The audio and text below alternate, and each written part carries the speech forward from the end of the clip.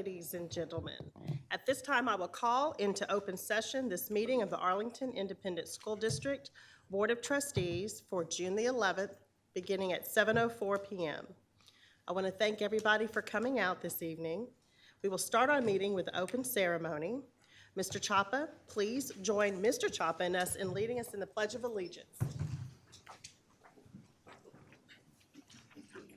I pledge allegiance to the flag of the United States of America and to the republic for which it stands, one nation, under God, indivisible, with liberty and justice for all. Thank you. Please be seated. Please silence all cell phones and electronic devices to avoid disruptions to those around you. And now, if you would please join me in a moment of silence.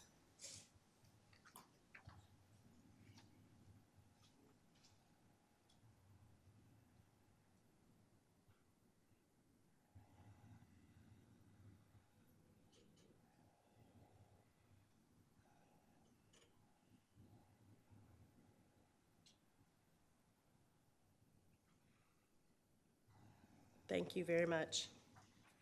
So the first item on our agenda is a presentation, and we have at the podium Ms. Anita Foster. Thank you.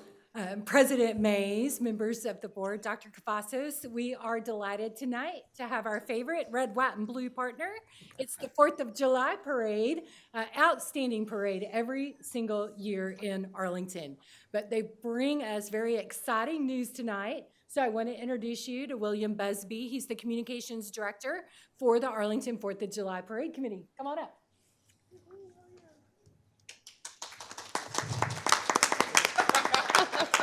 I wish the city council did this whenever I spoke before them. Thank you, Ms. Foster, members of the board. Nick, could you come join me?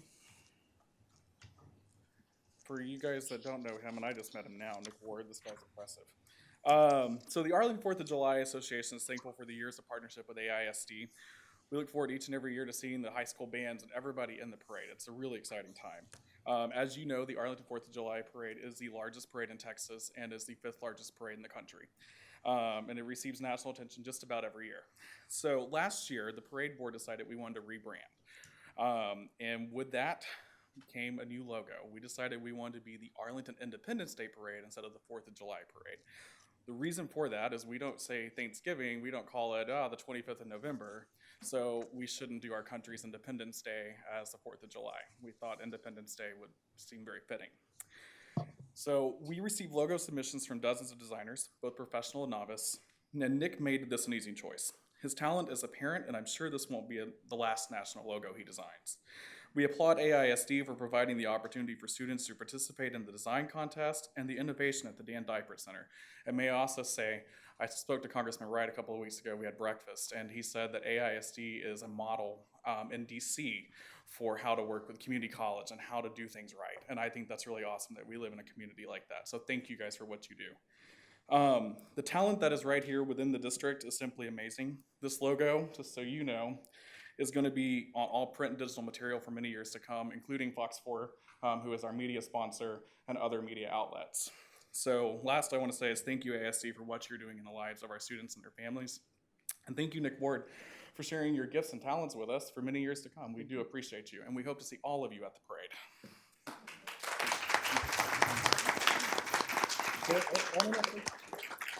Thank you very much, Mr. Busby. Nick, if you stand there, we'd like to come down and the superintendent and shake your hand. Okay?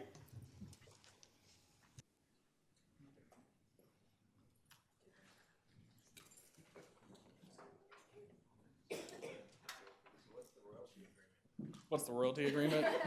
I got to talk to Melody Fowler about that.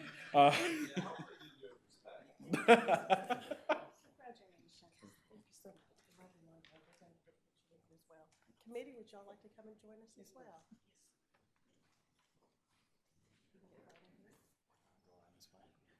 Is this a good spot, Sid? Sure. He's like, I'll make sure to see all the faces. Do we need to get closer? There's somebody right behind you that disappears. Come on. Let me down. Come on.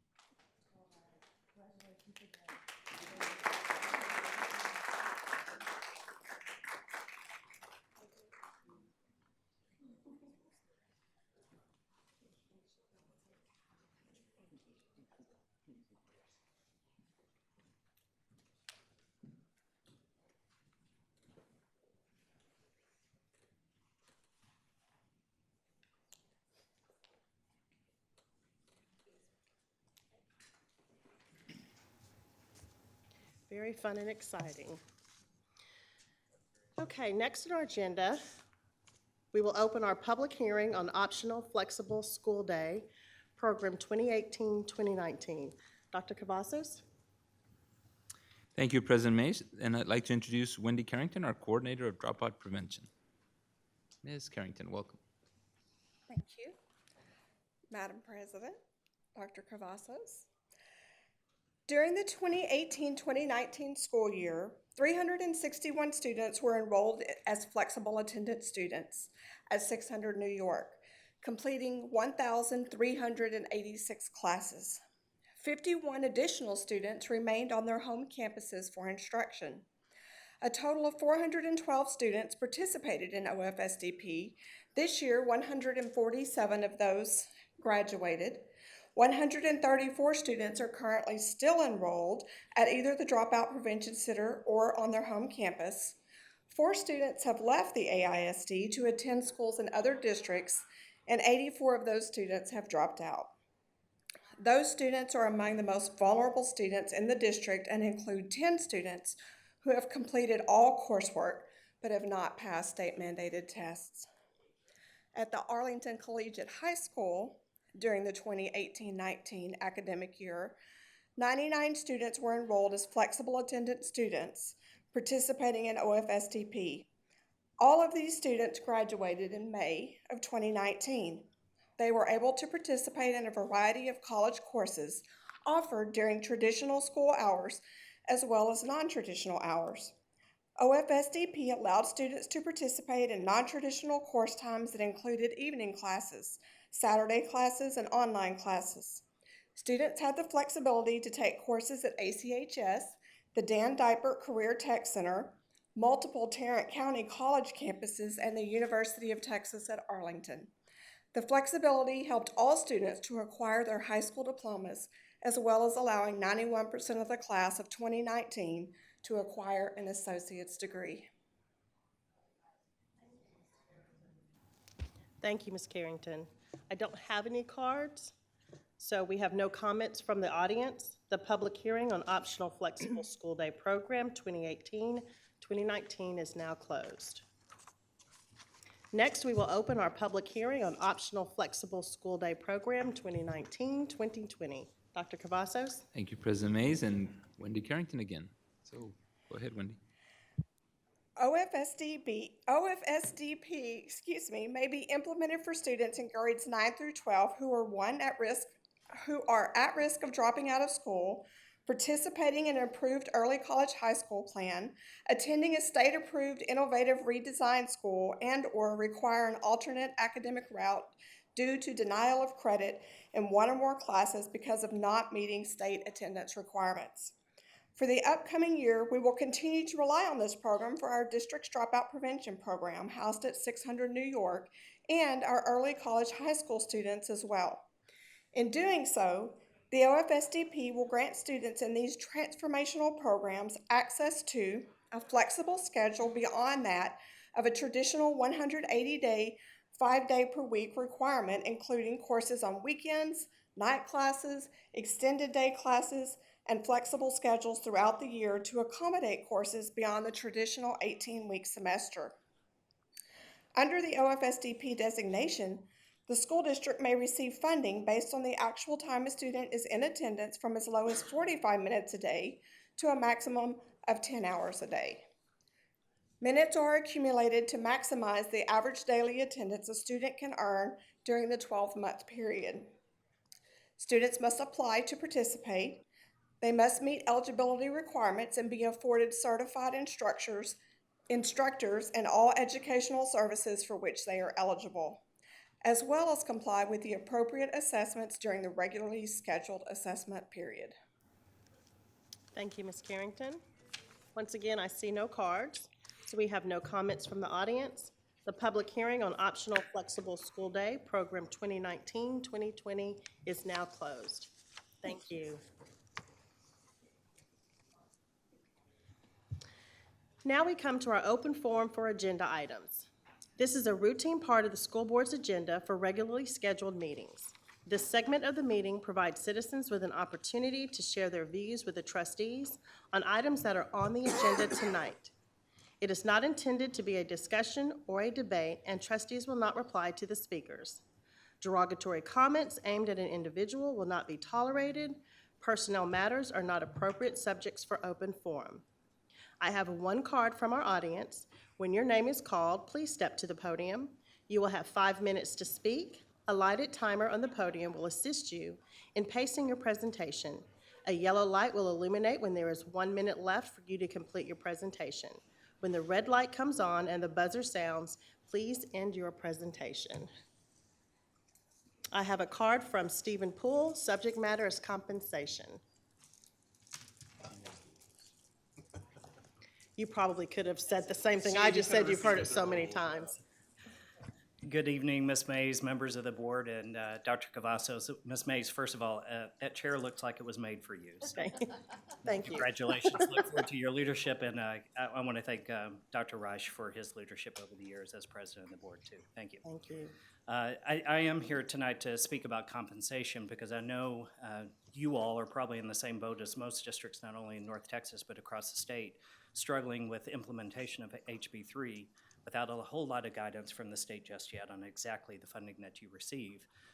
We're lucky, our association works with 43 different school districts, and so I have six or seven updates from you from other districts right now of what they're doing. Burtville tonight is adopting a $2,000 raise for teachers, nurses, librarians, and counselors, and a 3% raise for all other employees. They're moving their starting teacher salary from $53,000 to $55,000 for next school year. Keller last night proposed a 4% raise for teachers, nurses, librarians, and counselors with 6 or plus years of experience, 3% raise for all others, including the teachers with less than 5 years of experience. Northwest is doing 4% for those teachers with 6 plus years of experience, 3% for less than 5 years, 3% for all other employees except for those high-paid administrators, and only 2% for administrators. Eagle Mountain Saginaw is kind of an interesting situation. Their fiscal year ends in August, so they're waiting until August, so they have the benefit of time. But Fort Worth ISD, Lake Worth, and Mansfield are tackling this in different ways. Fort Worth is looking at giving a 2% raise in the budget they adopt in June, but then come later in July and make a budget amendment to take into account House Bill 3 on top of the 2% they're going to give. Lake Worth is doing 3% plus House Bill 3 adjustments later in July. And I just learned about 20 minutes ago, Mansfield is looking at a 2 to 3% raise and then coming back in July after they adopt their budget and amend it to include additional raises. That is a unique way for a school district to buy themselves a little bit of time. So it may be something Arlington wants to take a look at too. Adopt your budget in June with the understanding that you can always come back and amend revenues and amend expenditures for compensation. I've talked with a lot of teachers, not only in Arlington, but other districts. They want their school district to get it right and not be rushed into decisions just because a budget has to be adopted at the end of June when the governor just signed the bill today. But we'll be glad to work with all of you, and we've been sharing this information with the head of HR here in Arlington, so if there's anything we can do to assist, just let us know. Thank you. Thank you, Mr. Poole. Okay, next on the agenda is items to be withdrawn from the consent agenda. Are there any items to be withdrawn from the consent agenda? Okay, seeing none. Tonight we will be considering the items listed on your agenda under consent items. Mrs. Powell, you please share the bids with us. President Mays, board members, Dr. Cavazos, on the agenda this evening, on the consent agenda, there are not any bids. We have several purchases over $50,000 that are exempt from bid, and we're recommending approval of all of those. Okay, is there a motion to accept the consent agenda? Mr. Wilbanks? That we accept the consent agenda. Is there a second? I'll second. Okay, with a motion from Mr. Wilbanks and a second by, who was that from? And a second by Ms. Fowler to accept the consent agenda. Is there any discussion? Hearing none, please vote.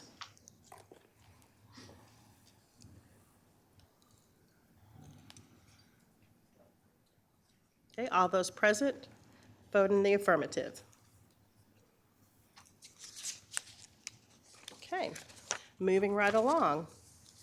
Next on our agenda, we move to our discussion action item. Dr. Marcelo Cavazos. Thank you, President Mays. And so this evening, we bring the preliminary budget for discussion. And so I, ahead of time, want to thank Cindy, and you'll get, Ms. Powell, a lot of thank yous, I'm sure. But thank you and your team for your persistent work on this, and even through changing and interpretations and all that. And also the Capital Needs Committee and all the things that are going on in the Finance Department. But thank you so much, and we look forward to hearing your presentation. Great, thank you. President Mays, board members, Dr. Cavazos, good evening again. This is a unique year.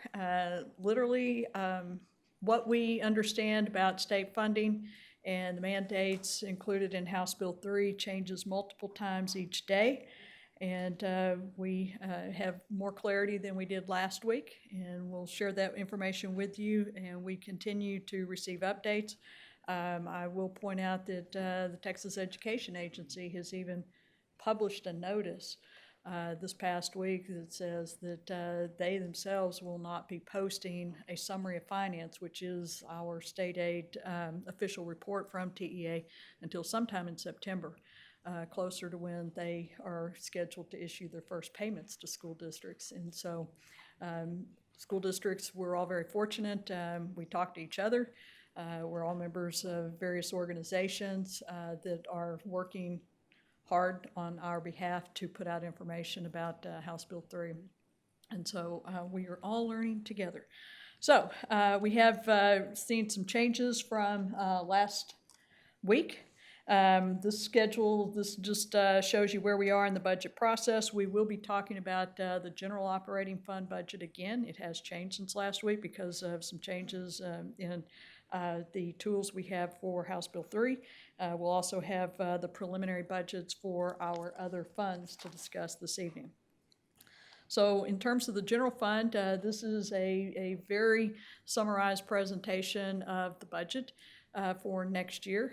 I will say that in your packets this evening, you have a budget packet that has the detail for all the fund types, including the general fund with the narratives and the detailed explanations on the amounts and the changes in the budget.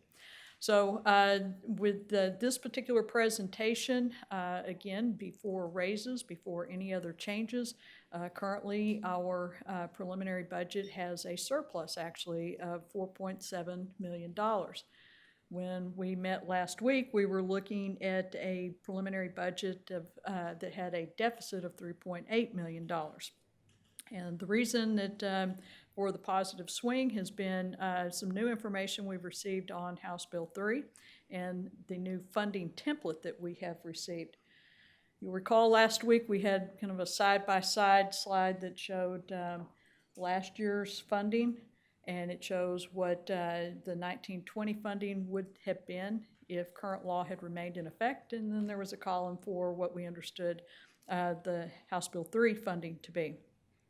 We use a template that is provided through Region 13 by someone who's been with the agency for many, many years, has now left the agency, but still contracts to provide that tool back to through Region 13. And he has updated the template that all school districts use to calculate their funding. And I've highlighted the two lines on here that have changed since the last time we met last week. He added in a line item for the school safety allotment, $526,000 for us. During the session, there was discussion that that amount might be as much as $50 a student. It is actually an amount that is appropriated each year through the budget. And so the amount that, that was appropriated for this upcoming year is, instead of $50 a student, it's $9.72 a student. So that's factored in. The other change, the most significant change, is in the transition grant. This is funding we talked about last week. This is basically a hold harmless that districts will receive, and it actually expires after the 23-24 fiscal year. So you can see that in the first version of the template that we received, it showed that Arlington would receive $3 million of transition aid, and actually now with the revised version and a change in that calculation, $11.7 million. So that was an $8.7 million increase on that one line item. So the two things together generate or result in $9.2 million additional revenue compared to what we saw last week. One thing I will point out again about the transition grant, we talked about it last week, but that will go away. So there's this is something that we're still trying to understand is will there be subsequent changes in the funding formulas, additional funding that basically causes that transition amount to shrink over time, or is it something that we just need to be very mindful of that may completely go away in several years that will be left to make up? We see this particular chart every year. We showed it last week. It shows year by year our fund balance and how many months of operating expense are in our fund balance. And with the preliminary budget that we are presenting this evening, again, without any raises, any other changes, anything for full day pre-K, we have 4.37 months worth of operating expense in the budgeted fund balance for the end of next year. There are several additional topics for us to discuss beyond what we discussed last week. And those three things include compensation, health insurance, and full-day pre-K. We discussed full-day pre-K a little bit in our last meeting. We'll have a little more detail tonight. So in the area of compensation, this is an area where we have some clarity that we did not have at this point last week. House Bill 3 mandates that 30% of the gain in our funding be used to give compensation increases to employees other than administrators. There had been a lot of question around how that calculation was actually supposed to be applied, and we have additional information this week that has helped us tremendously making that calculation.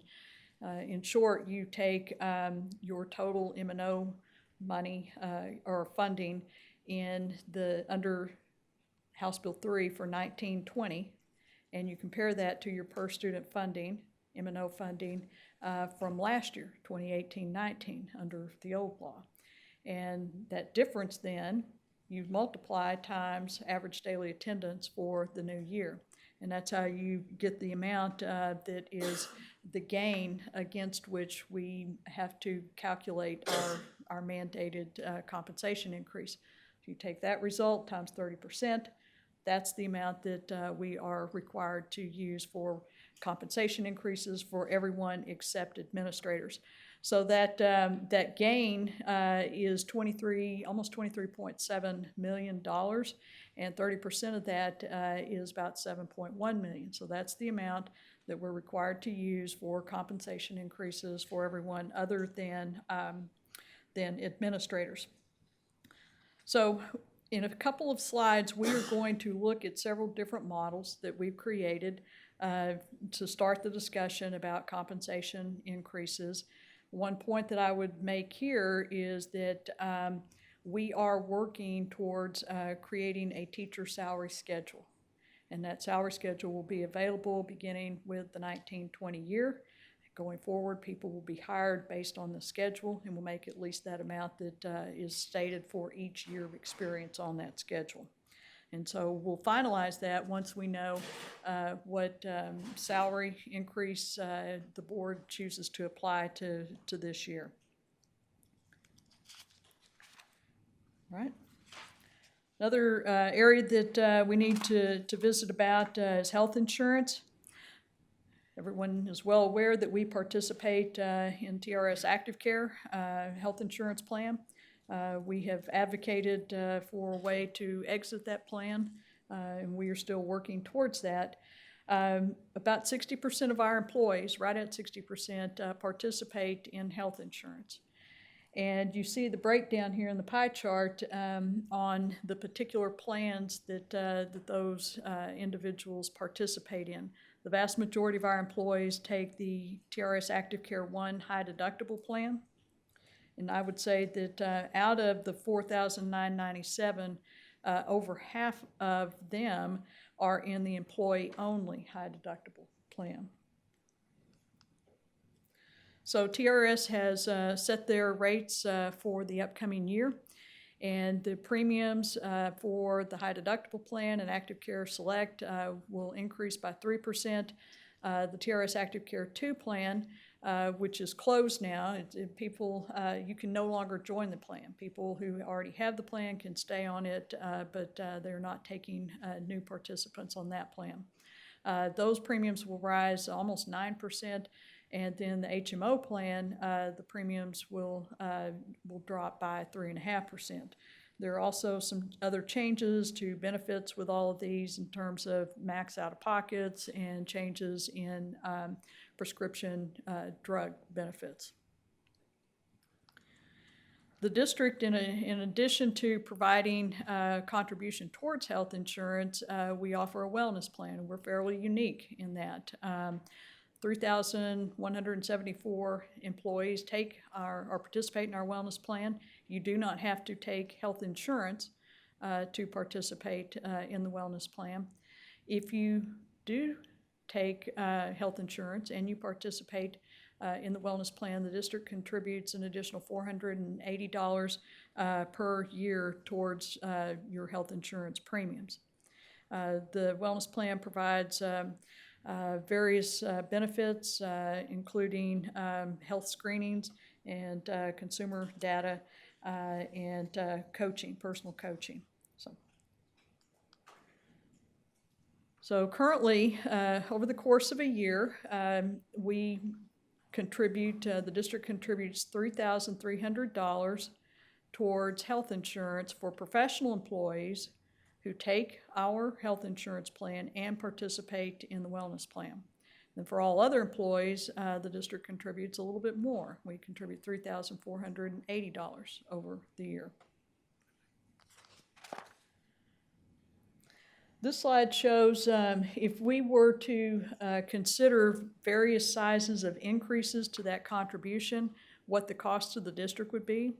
So if the district increases its contribution by $120 a year, or just $10 a month, that would cost the district $540,846.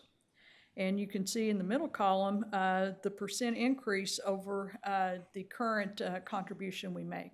So for professional employees, that would be a 3.6% increase in what we contribute towards health insurance for those employees, and 3.4% for all others.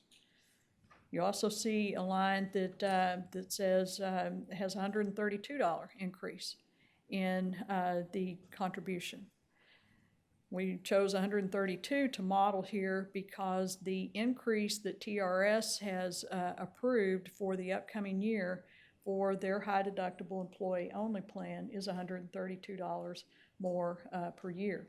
So if we were to match that to ensure that we are covering the cost of the TRS health insurance premium increase for employees on the high deductible employee only plan, this is what it would require in additional contribution from the district, and that would cost the district a total of $594,930.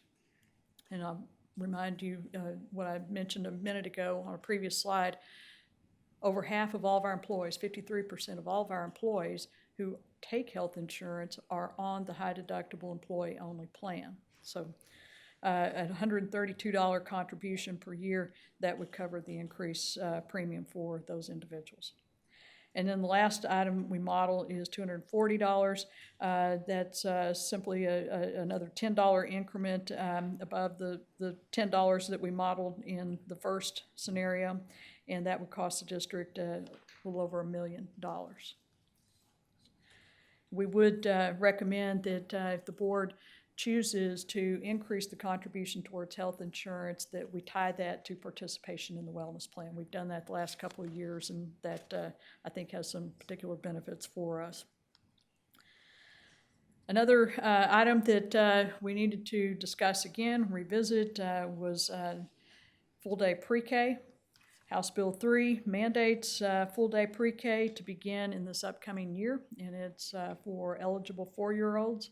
So the state will continue to use its current eligibility criteria for qualifying students for pre-K. And so the mandate is for the students who meet those eligibility requirements. As we discussed last week, the state will give districts a waiver if, in order to implement full-day pre-K, a district would have to construct new facilities to accommodate the additional students in their buildings, or if implementing full-day pre-K would result in fewer eligible students being served. And that is intended to address staffing. So if a district is not able to hire the appropriate number of qualified and properly certified staff, you can request a waiver. We've been told directly by the commissioner that he fully expects that most districts that don't already offer full-day pre-K will be seeking a waiver in this first year because of the quick turnaround from when the session ended to the start of the new school year when this takes effect. A waiver is valid for 3 years, and you can renew it for one additional 3-year period. So as we discussed last week, it's our recommendation that we begin to transition to full-day pre-K. This is something that the district has been planning for, in terms of our capital needs, for more than a year. And so our Capital Needs Steering Committee has heard about our needs to implement full-day pre-K across our district. It largely involves adding bathrooms to individual classrooms. In some cases, we will need building additions. But in addition to that, we also have to be mindful and work towards a rollout of a full-day schedule and the impact that full-day pre-K will have on our campuses. And so we are recommending that we begin to transition to full-day pre-K this upcoming year by starting it at 5 schools. And we estimate that the cost of that would be right at $887,000. And this will allow us to implement, make sure that we've fully implemented a new curriculum for pre-K, for full day, and that we work out just the procedural matters and logistics of operations for having full-day pre-K in our buildings, what that does in terms of our cafeteria operations, transportation, everything from recess to just the flow of children throughout every one of our buildings, our elementary buildings. And then we will continue working towards the full-day implementation for all of our campuses in that following year. The thing I will again remind everyone is that with the mandate fully implemented next year, we'll add another roughly $8 million to our budget.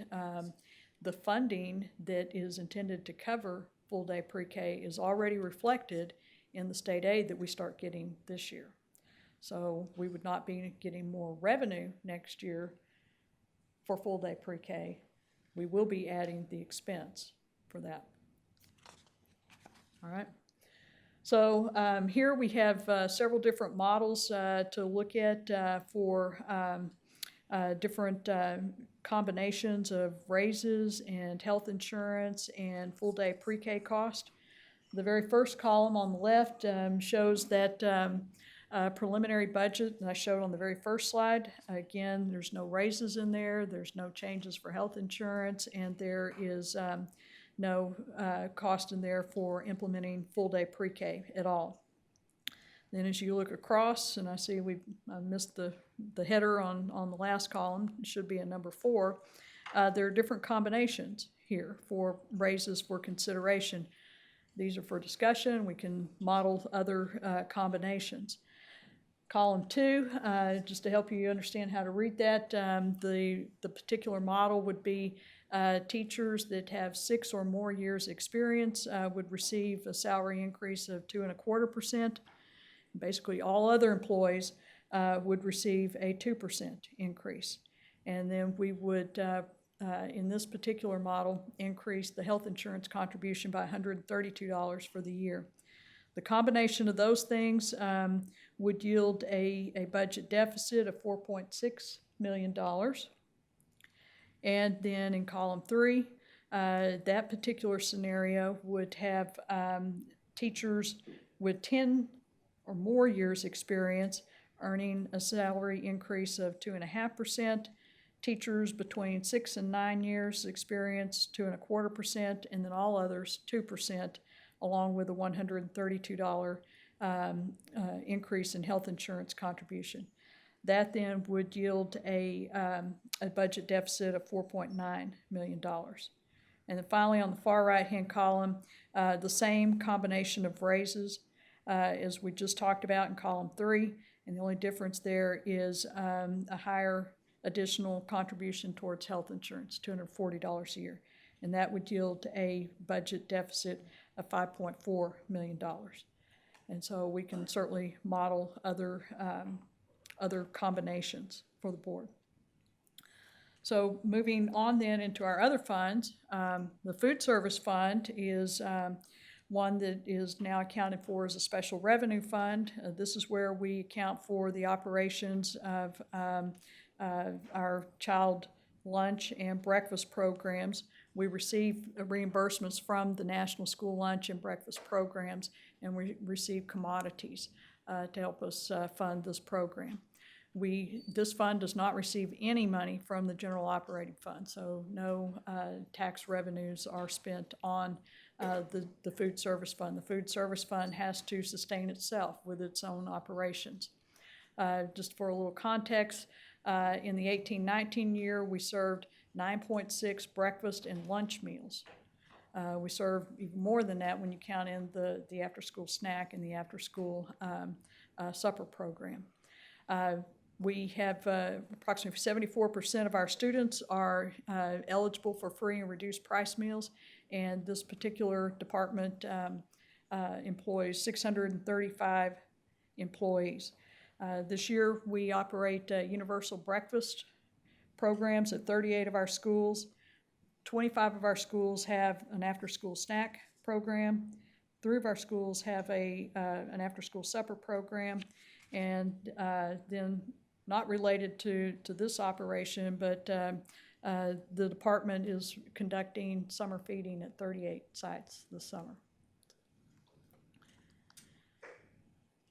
So for this upcoming year, built into the budget is a 10-cent price increase that we are required to assess under federal regulations. We are required to continue raising the cost of our full price paid meals by 10 cents each year until that paid price equals the federal free reimbursement rate. And since every year they increase that free reimbursement rate from the federal government, then it's not likely that we will catch that free reimbursement rate anytime soon. So each year, and we've been doing this for a number of years now, increasing that by 10 cents. Also factored in is a 10-cent increase due on breakfast prices, again, full price breakfast meals, due to the increase in food and labor cost. So the price increases we talk about here do not affect the cost of reduced price meals. That is set by the federal government. This bar chart just shows over history of time our meals served. We, again, this year served 9.6 million lunch and breakfast meals. Food service participation largely tracks with enrollment. So as enrollment has dipped a bit in the last couple of years, our number of meals served has also dipped. I will say that we have made a significant effort this past year to identify students for reduced benefits, and that percentage is up, and we will continue to do that. So the food service budget, again, the detail of this is in the packet that you have at your place. But you can see that the budget has a $420,982 budgeted surplus, and this is before any raise is applied to this fund. Typically, the food service fund receives the same raise as all other district employees do. So to model this, we have shown here a 2% increase for food service employees would cost $209,000. And then the additional cost to be added into their budget for different levels of increase in health insurance, you can see here range anywhere from $45,000 up to a little over $91,000. Our natural gas fund, this is where we account for the revenues that we generate from leasing of our mineral interest. The Board of Trustees legally committed these funds a number of years ago for future special projects. Since this fund was created, we've used funds out of here one time, and that was to enhance and expand what we plan to do with the Fine Arts Center and Athletics Complex. And so those funds were transferred out. The budget for this particular fund, you can see here we're budgeting $1.1 million in royalties and interest income, $75,000 in expenses for a net surplus of a little over $1 million. And that would bring that fund total to almost $13 million. On the debt service fund, this is where we account for the principal and interest payments on our bonded debt and the taxes that are required to pay that principal and interest. And so we, as we mentioned last week, we were recommending a tax rate of 0.32867 or 32.867 cents. That's the same rate that we've had in the 18-19 year. This would generate the taxes that we need to pay principal and interest that are due in the 2019 year and to retire approximately $25 million debt that is callable in this upcoming year. And that would allow us to retire that debt early. The tax rate will actually be adopted in August after we get the certified values from Tarrant Appraisal District.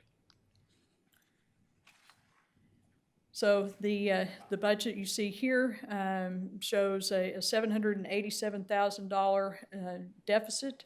I'll point out that the tax year does not match our fiscal year. And so when we levy a tax, last year the 2018 tax, part of that revenue that we were generating goes into fund balance as of June 30th of this year and is used to pay the August the August debt payment that is upcoming. And so there's always a little variation there between the tax year and the fiscal year that sometimes yields what appears to be a deficit. But we're taking a little bit of money out of the funds we generated this past year to pay the August debt payment. On our construction fund, this is where we account for the proceeds of our bond issues and local construction funds and interest that we earn on those funds. So for the 2014 bond program, we will be wrapping that up in this next fiscal year. The major projects that we have underway that are funded through the 2014 bond program include the Fine Arts Center, the Athletics Complex, and then condition improvements at the final remaining sites. We also are spending some funds out of local construction. Those are funds that the district has generated either through land sales or through years ago transfers from the general operating fund or the old Grand Prairie TIF fund, where we received some rebates from that particular TIF. And we are using those funds for the classroom addition at Jones and for the renovation of what used to be Venture School out on Arkansas Lane into our new Arlington College and Career High School that will open this fall. And then the architectural design work for Gunn Junior High for the Junior High Fine Arts Dual Language Academy program. And there's also funding here for technology, fine arts, and transportation for the final year of expenditures on the 2014 bond program. In terms of transportation, all those vehicles have already been ordered. And so very few, if any of those, will come in before June 30th of this year. And so the payment actually is issued out of the 1920 year. Similarly, instruments have already been ordered, some uniforms. Those purchases will continue into the fall, and those orders will be received through the fall. And then in terms of technology, the technology folks, Mr. Branham, will continue to use their resources and completely expend them on technology in this upcoming year. So this is a look at the construction fund budget. Again, it appears that there's a large deficit here, but that's simply because we've already sold all the bonds and that were authorized under the 2014 bond program. Those dollars are sitting in fund balance, and we are expending those dollars now in this upcoming fiscal year. And so we have recognized here all of the contracts for the remaining projects in the 2014 bond program. So that concludes the overview of all of the preliminary budgets for our various funds, and we'll be happy to answer any questions you have. Thank you very much, Mrs. Powell. Are there any questions from trustees or comments?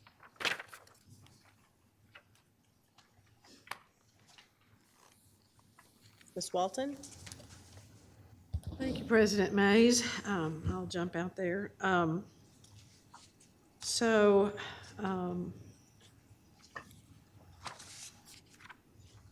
All right, on page 2, I'm correct to understand that our ending fund balance is $193,473,000.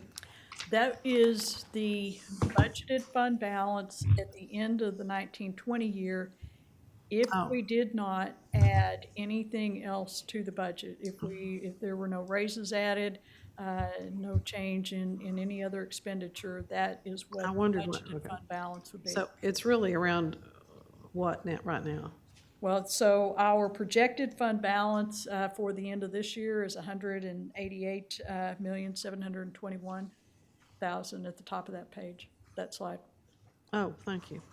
I'm sorry, I just missed it completely. I'm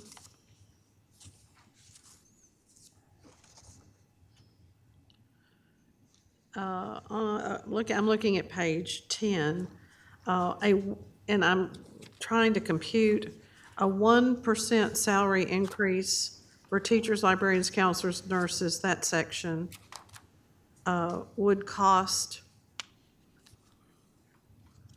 I can't divide that by 2.25. What would, so that's like, Do you have hang on, we can get you the 1% for teachers, counselors, librarians, and nurses, okay? Hang on just a second, we can get that. I trust your computing better than mine. 2.6 million. Okay, and a 1% increase for all others, that, excluding administrators. That's gonna be about 1.4. 1% on all others is 872,000. Okay, 872,000, okay. For everybody else, okay. Thank you on those numbers. I want to ask questions And from. so, I think, I want to clarify that, that doesn't include administrators. What we've given you here, the teachers, counselors, librarians, and nurses in the first one, and then the all other employees other than Excluding, yes. administrators. Yeah. That was, yeah, Okay. excluding administrators. And same thing, yeah. I'll write myself an extended note there, okay. Well, sorry.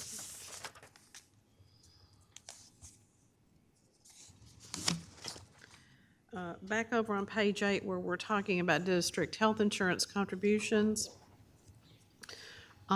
For teachers and others who qualify for Texas Retired Teachers, does this money apply to their possible retirement?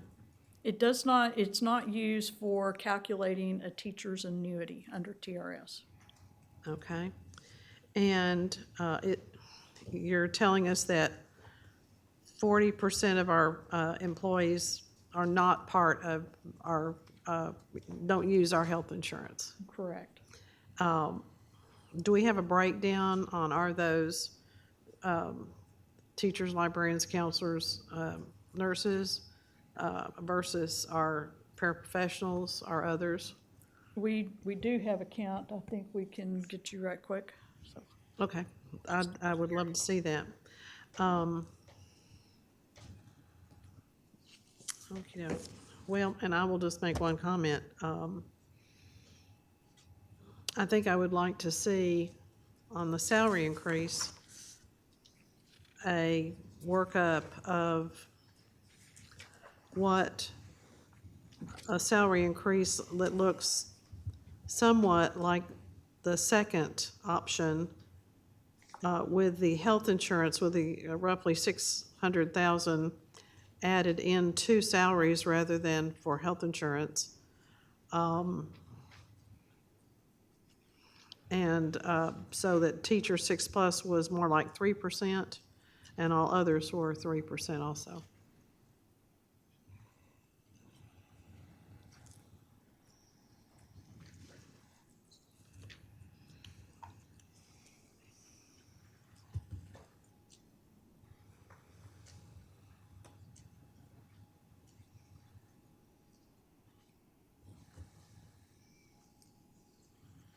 Okay.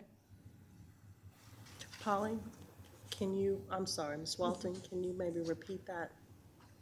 Sure. I would like, on page 10, where we have the estimated impact of additional considerations, there are actually there's 4 options. Option number 2 has the preliminary budget salary increase on base for teachers 6 years plus is 2.25. I would like to see that be 3%. Just the numbers on what it would be for 3%, and all others column for 3% also. And take the the 594,000 set aside for health insurance and add that number, that amount of money to the salaries. Okay. I'm going to ask a question, make sure that we are getting what you're asking, because so the 3%, so for teachers 10 years plus, No, percent? no, it's the 6 year plus. It's the Okay, column so 2. for 6 years beyond, 3%, Correct, and everyone else, 3%. 3%. And so we're required to differentiate pay under House Bill 3. We are actually required to in the term that they use is prioritize differentiated pay for teachers with more than 5 years experience. And so we would need to give those employees, those teachers with more than 5 years experience, a slightly larger amount than we give Right. to Okay. counselors, librarians, nurses, and other employees. Okay, so I was misreading this chart. So all others doesn't mean aren't paraprofessionals and others. This In means this those that particular are case, less than 6 years. Yeah, so Okay, the way we read this is, so let's look at column 3. Teachers that have 10 or more years experience, right. 2.5% increase. I see teachers- why you're going to 3. Yeah, Okay, classroom teachers, 6 to 9 years, 2.25% increase. And then teachers 5 years or less, right. and all other employees, paraprofessionals, auxiliaries, administrators, everybody, Okay, 2%.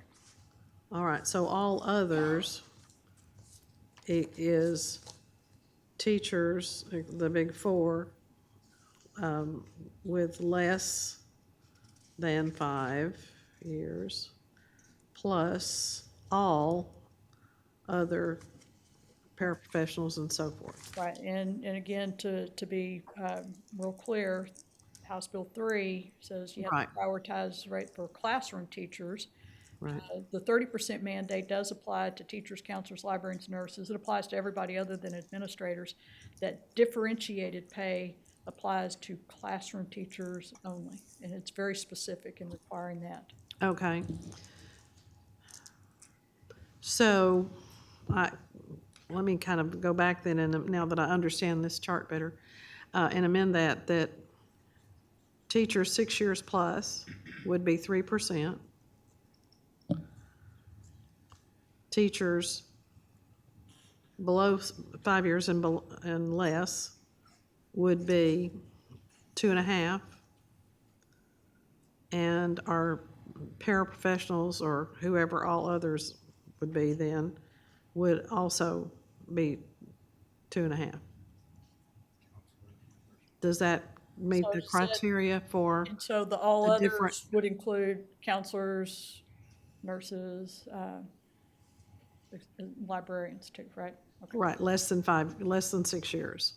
So So would that be enough of a differential?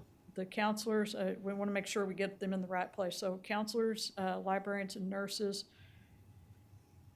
you would use 2.5% for that group, along with teachers who have less than 6 years' experience, 5 and fewer years' experience. No. When I said teachers, I meant the big four, the teachers, librarians, Yeah, and I think- counselors, okay, and, we just want to make sure that Yeah. that's what, okay. I got your question. 9.6 million.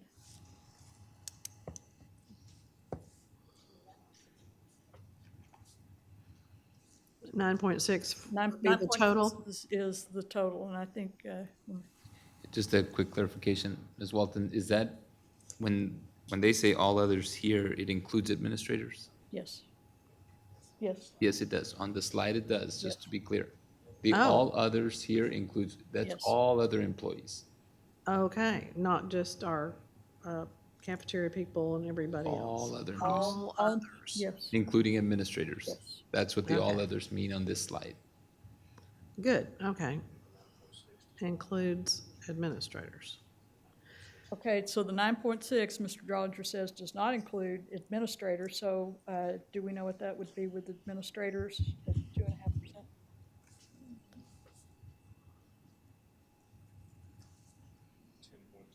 $10.2 million.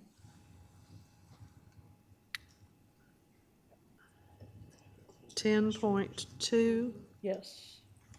for all administrators, in addition, or is that That's whole thing? the entire package Plus. of the raise, yeah, Okay. 10.2. Okay, so that would be basically an extra 0.6 mil. Okay. Yes. Total. All right. Thank you very much. I don't think I had any other questions. Let me see, I have one more dog ear here. Well, that should do it for right now. Thank you very much, Ms. Powell. Thank you. Okay, thank you, Ms. Walton. Now you are secretary, so you got what you needed. You asked for it, you gotta write it down. Perfect. Mr. Hogg?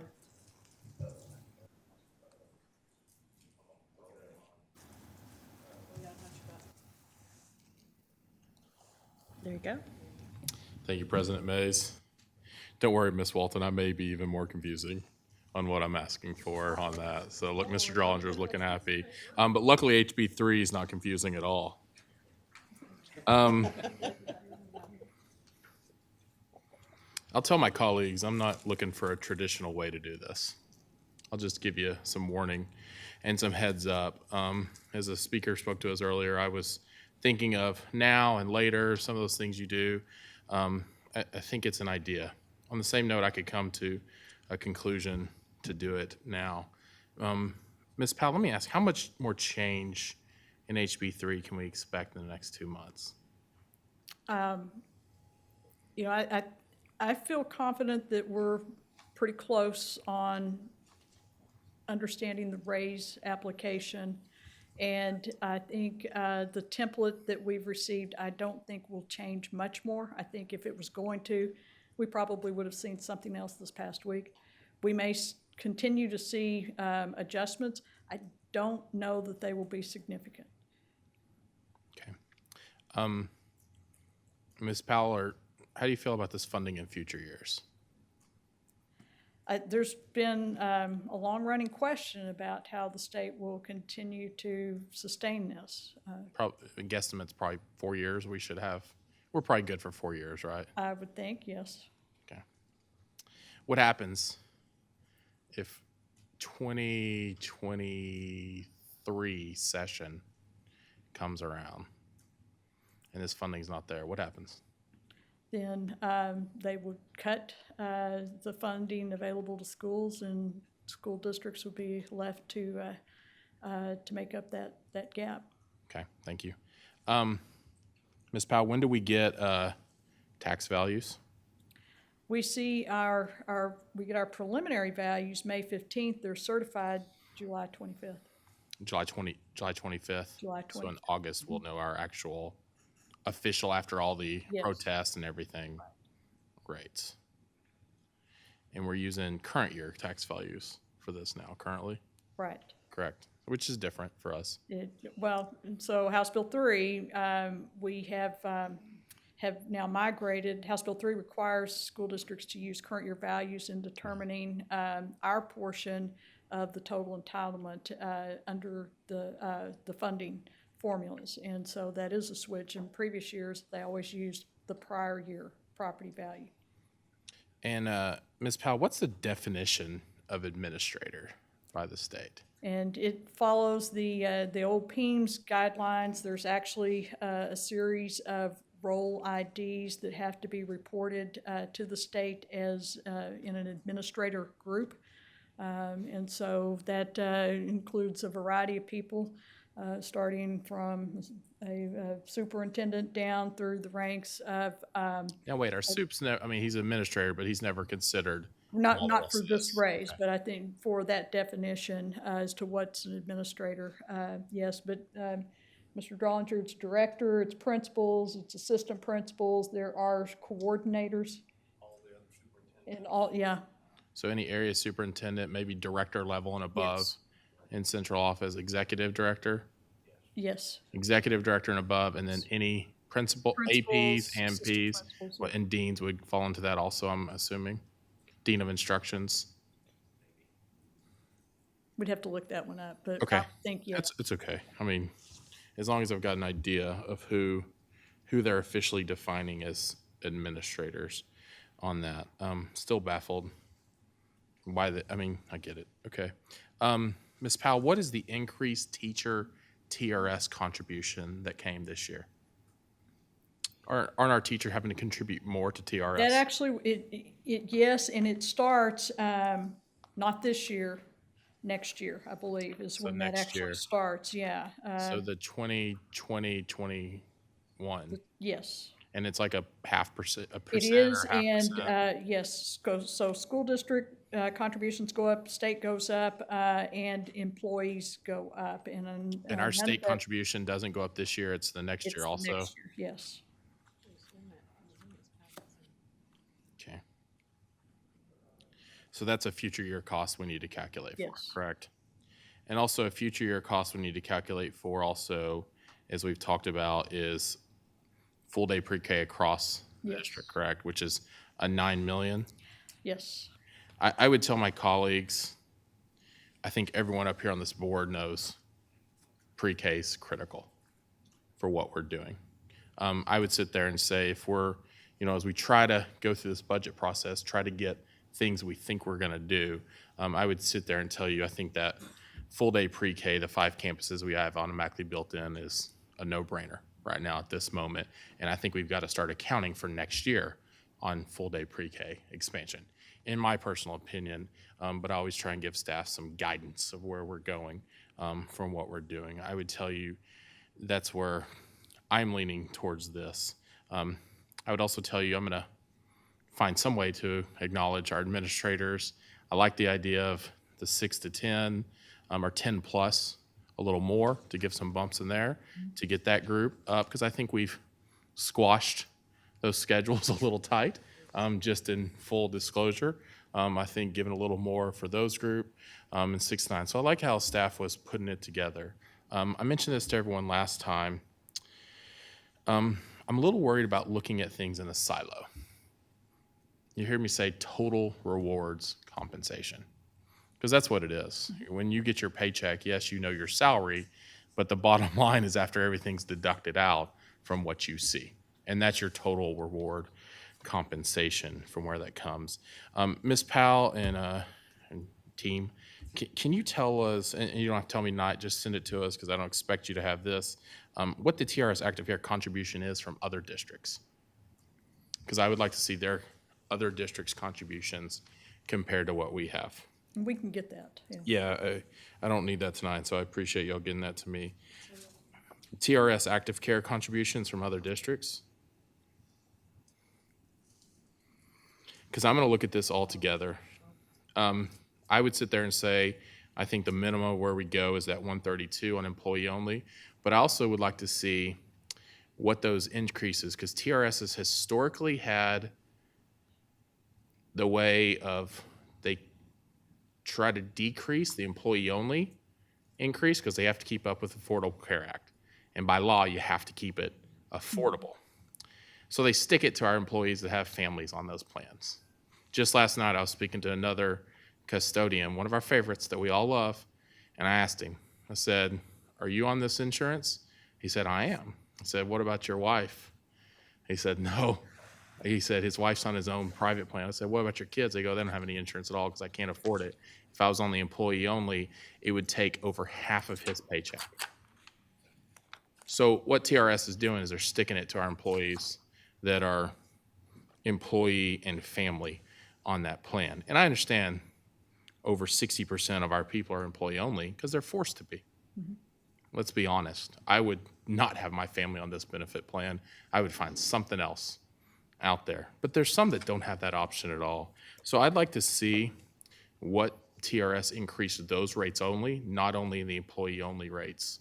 I'd like to see what the increase was on those employee family. I can share that with you. Sure, thank you. I've got that information here. In the, the way they publish it is a monthly amount. So for the high deductible plan, employee only, the monthly increase is $11. That's a 3% increase. For employee child, the increase is $21. That's a 3% increase. Employee spouse is a $31 per month increase. That is a 3% increase. And then the family is a $41 per month increase, and that's 2.98, so roughly a 3%.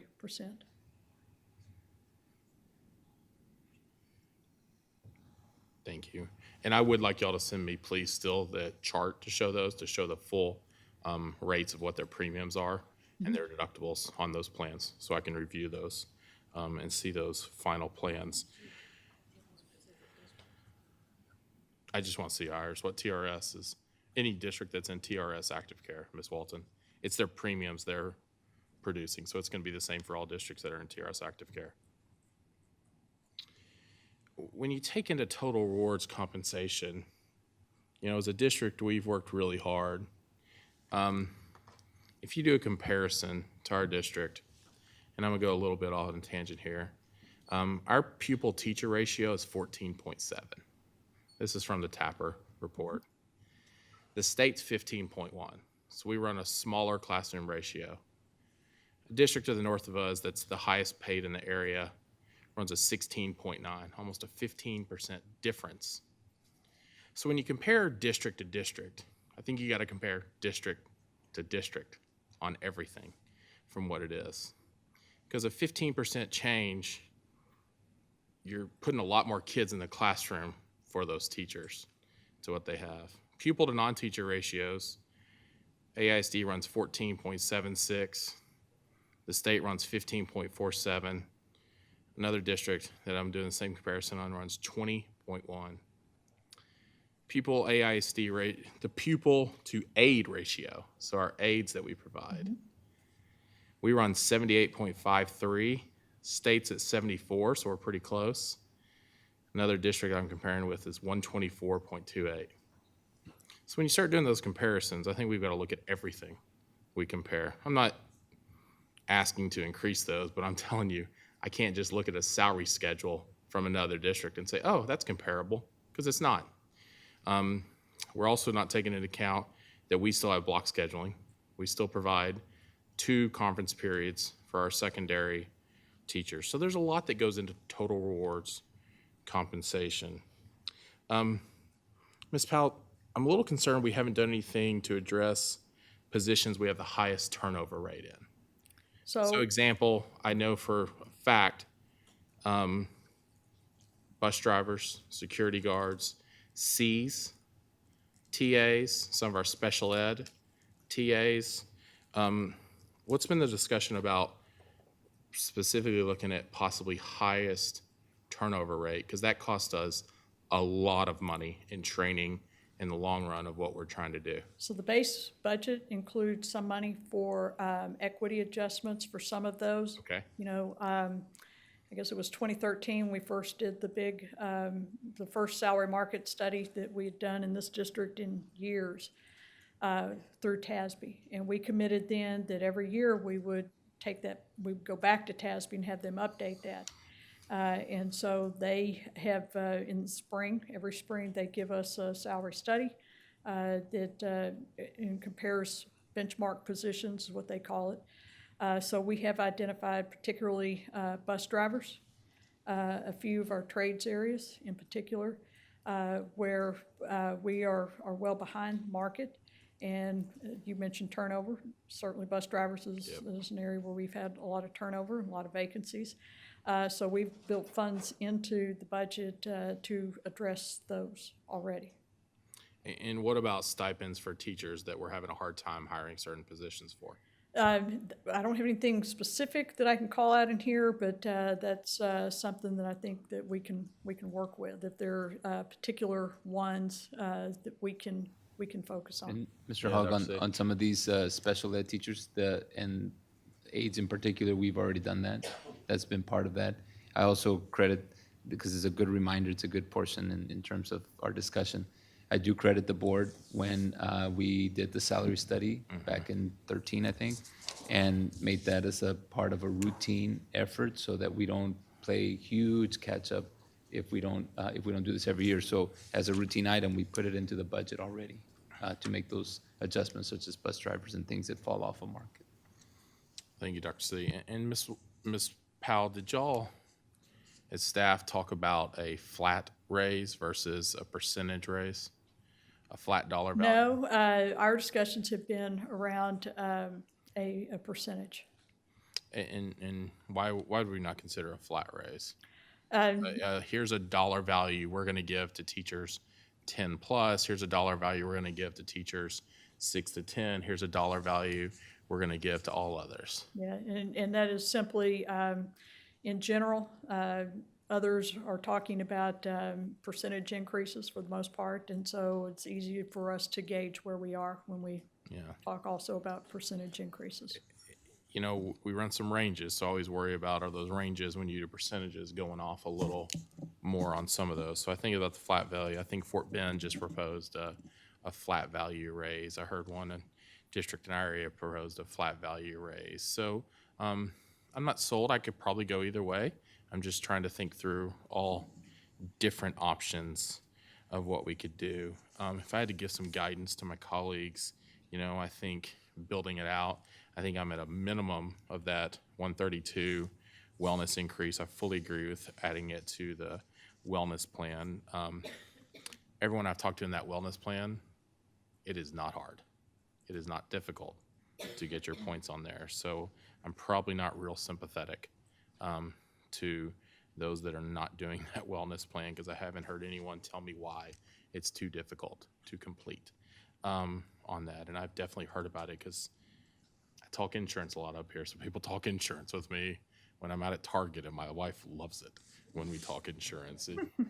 As she says, like a lot of teachers, it just goes right over their head, and I get it from what we're trying to do.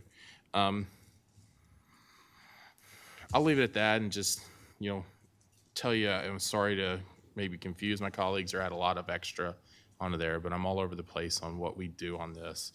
I'm probably not in the traditional, this is probably not going to be an easy increase of just here's what it is. I would even say I'm probably at the point where I'm saying instead of percentages, we need to probably come to what's the total dollar value I'm comfortable with spending and then start backing into it from that way. And what's that total dollar value of where I'm getting, probably a total of $10, $11 million across the board is what I think our spend comes in to where it gets down to the net surplus and deficit where I'm comfortable at of getting us to that comfort area. So I think I say that because it is confusing. There's a lot that goes into this one. We're adding a lot of different pieces into there. So I'm kind of saying, what's our bottom line going to be, and how do I get to that bottom line and calculate that bottom line? And that's where I think my number's probably coming in right around that range with salary increase.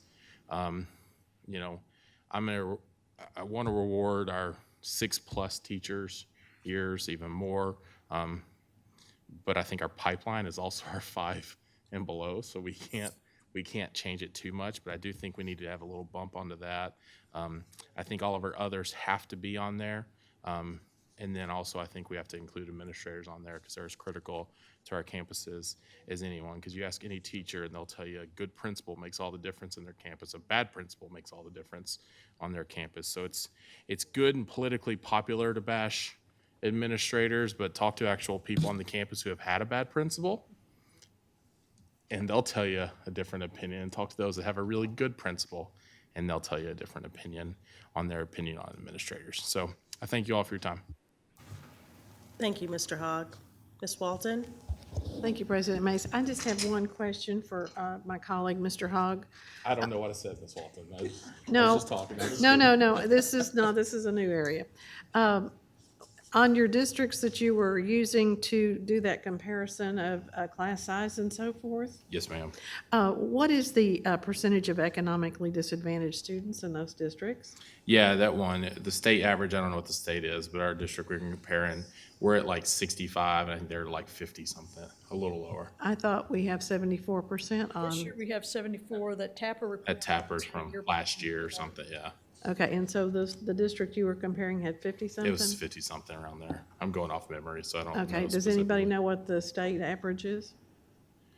State's a little below us. I think it's 60 Yeah. something, and I'm not sure what. Thank you.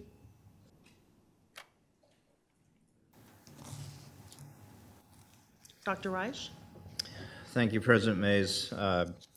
Ms. Powell and team, thank you for all of the information, as Dr. Cavazos said at the top of this, to you and your team with working on this and capital needs and the fluidity that this situation has been with HB3 analysis and adjustment and implementation. I just wanted to add on a little bit. Mr. Hogg touched on it. The column 3, where we have the teachers with 10 plus broken out versus 6 to 9, and then all others. We had this discussion with Finance Committee, and just to, Mr. Hogg mentioned it, but just to make it even more pointed, that is an area that we know that we have a little bit of a dip in comparison to other districts. And so this is a really favorable option to correct that situation where we're at right now. So I just want to have everybody understanding that, as well as the priority of teachers versus all others, 5+ and then all others. And then on the health insurance, Mr. Hogg, I think your points are great. And if we're able to do that 132 as as the example, that's the first time since I've been on this board that we would actually be able to cover the increase in that category, which has never been able to be accomplished because it's just been too cost prohibitive. And I do like the idea of separating it out versus including it into the salary percentages, simply because we have invested so much into health insurance advocacy as a board, as a district. This year, with our legislative advocacy and continuing that we're moving forward, hopefully we'll get somewhere with that. And I think it's just some years my experience on this board, we had some years where we've done it this way and others where we've put it into the salary for all. And I think it's important to separate it out and focus on that for that category this year, just to show that we are advocating for them. So at this point, I think those were the main points that I wanted to make, and look forward to the information that has been requested. Thank you. Thank you, Dr. Reich. Ms. Walton? Thank you, President Mays. Question on the insurance, page 6. We have about 5,000 employees that participate on the active care.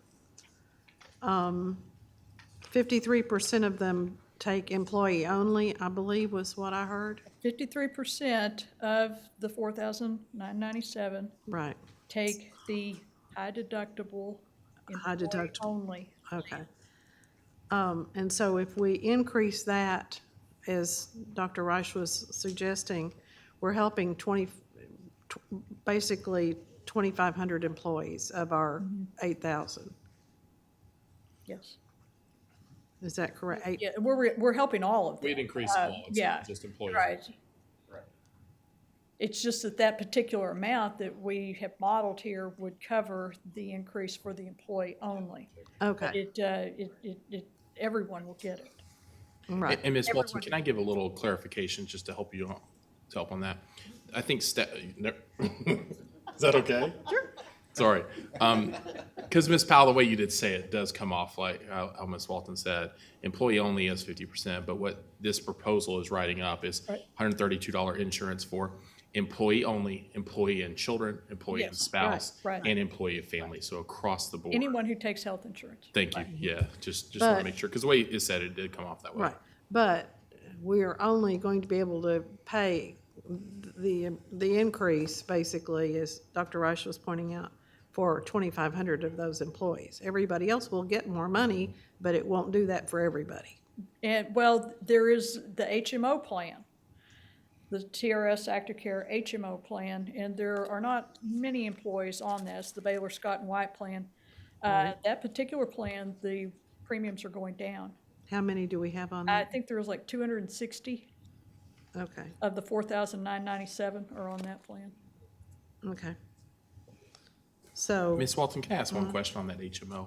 Ms. Powell, I thought in the past we were actually almost trying to discourage employees from signing up for that because there have been so many complaints that they couldn't find doctors. Because HMO, you don't get to choose your doctor. You are going to who they tell you to go to. And the most complaints we got probably 2 to 3 years ago was from teachers that were on that HMO plan. Because I think it's probably gotten better now. has that number gone down? It's Scott and White, who's out of Temple. They merged with Baylor, so they've probably got a little more, hopefully, a better contracting status. But I remember 2 or 3 years ago, you never discouraged because you got to let people, you don't have to steer it, you let them choose their own plan. But we were making it very clear, educational-wise, that you were going to possibly have a hard time finding doctors on that HMO plan. So I'm a little worried about, I don't want to start promoting that HMO plan if it's Well, those problems. I'm not promoting this here. I was just pointing out that in terms of the question about will our increased contribution cover anybody else's full premiums, the only other plan that you could say that about really is that HMO plan because their premiums are going down. Has the number on our HMO Has that dropped in the last few years? That, I don't know. We'd have to research that. Okay. I think that was the gist of my question. Thank you. I don't see any other lights. Are there any other questions from trustees? No? Thank you again, Ms. Powell. Appreciate the presentation that you've given. Thank you. Okay, so now we come to our open forum non-agenda items. Lisa, do we have any cards? No cards. Okay, so then next we will go to our superintendent's report. Thank you, President Mays, and I'd like to just share, and Spence will cue it up there. Really just thank everyone involved with graduation and the graduation that we had for our schools. More than 4,000 students walked the stage as they graduated the class of 2019. More than 70% are going to college. More than $41 million in scholarship have been awarded. 7% going to the military. 425 graduated from AVID, and the list goes on and on. And I'll just tell you that it's very inspiring to continue to see our students and their success through graduation. And thank you to the board for attending the graduation and providing that support for our students and our staff. It really makes a difference. So with that, there's a few more pictures strolling there, and that concludes my report. Thank you, Dr. Cavazos. Are there any trustees with reports? Dr. Reich. I just want to add a little bit onto the observations during graduation. They were all tremendous, very, very well organized. My hat's off to those individual campuses and the coordinators that put all of those details together, and they run like clockwork. It's quite phenomenal. But the main thing that I noticed over this past year, or last year's graduation, the culture just seems to be more positive. The way the students reacted and participated, the way the audience reacted and participated was better than any year that I've seen as a trustee. That combined with the larger numbers of graduates and the larger number of scholarships received over previous, and the larger number going into military, everything is on an upward trend, and that we should take pause and notice. It's phenomenal. So I was just really appreciative of that. You know, every year people always joke to us about, oh, it's such a marathon, and oh, you got another one, oh, there's only one more to go. And I tell you, my attitude, as long as it was, I got more pumped with every graduation because I wanted to see, is it going to be like this for this school? And it was. I mean, the very last one was Sam Houston. It was awesome. It was over the top. And so congratulations to you, Dr. Cavazos, to the district, to all of those schools, everybody involved.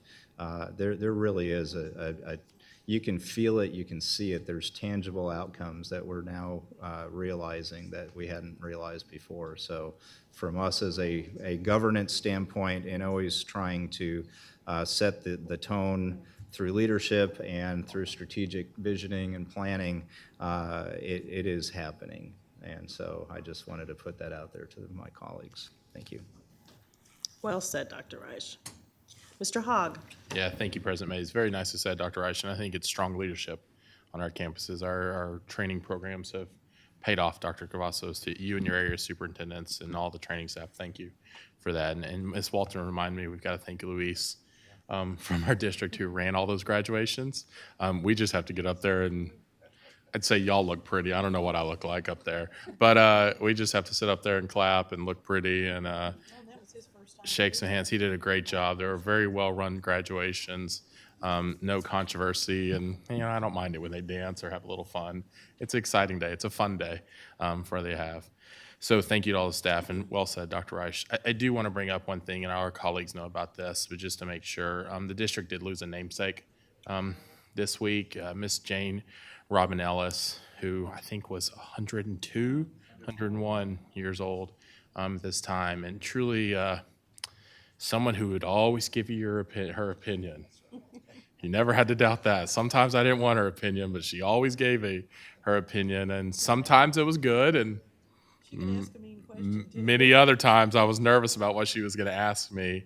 But, you know, she, as an Arlington High grad, she did kind of run Arlington High, and I think every principal who managed her said she did run Arlington High. They didn't ever run her, but she had a passion and love for students. Is what it is. Even till this day, for the Alumni Association, she still would direct a choir and still tell them if they weren't singing correctly.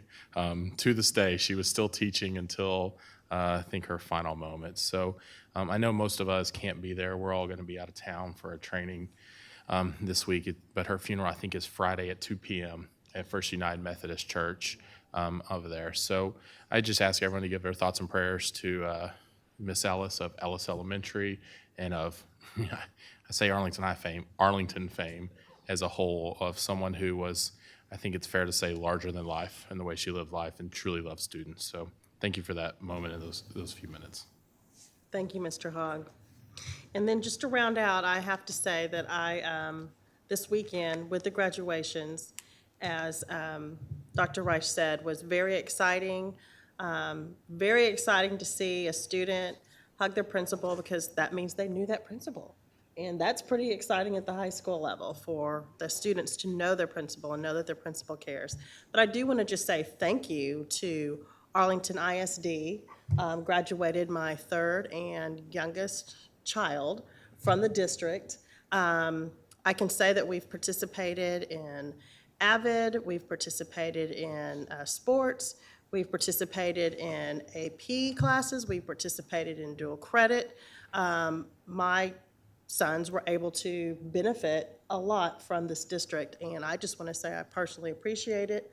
All three were college ready and are currently in college, and one going. So I'm just very pleased. So I just want to personally just say thank you to AISD, thank you to the elementary, junior high, high school, and just for the whole full experience. Thank you for the leadership of the district. Thank you, Superintendent. They rode the bus. I can just go on and on and on of the things that they've done that I've been very, very pleased with this district. So I just wanted to take the opportunity, since I had the microphone, to say thank you, Arlington ISD. Okay, I see no other lights. Okay, so lastly, thank you, staff, for always staying for our exciting board meetings, and you still have smiles on your faces. That really helps when we look out to see some smiles, so really appreciate y'all always sticking around.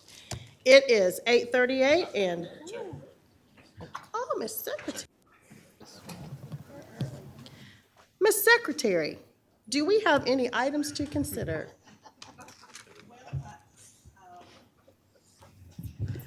Yes, President Mays, we have two. And now if anybody wants to dispute that, I guess maybe I didn't get something. I asked for a breakdown of the salaries, moving it to a 3% for teachers, librarians, counselors, nurses, 6+ years, 2.5% for teachers, librarians, counselors, nurses, less than 6 years, and 2.5% for all others, including administration. And without the contribution to the insurance. Mr. Hogg would like to know what the district increase will be next year to our TRS contribution, what it will be in 2020-2021. And I think that's everything. Also, other districts comparison for TRS active care? Oh, I see that, yes. Okay, and a chart breaking out, TRS care from other districts. Other contributions? For other contributions. Does that make sense? Yes, they got it. All right, I think that's everything. Thank you, Ms. Secretary. Now, it is 8:40, and this meeting is adjourned.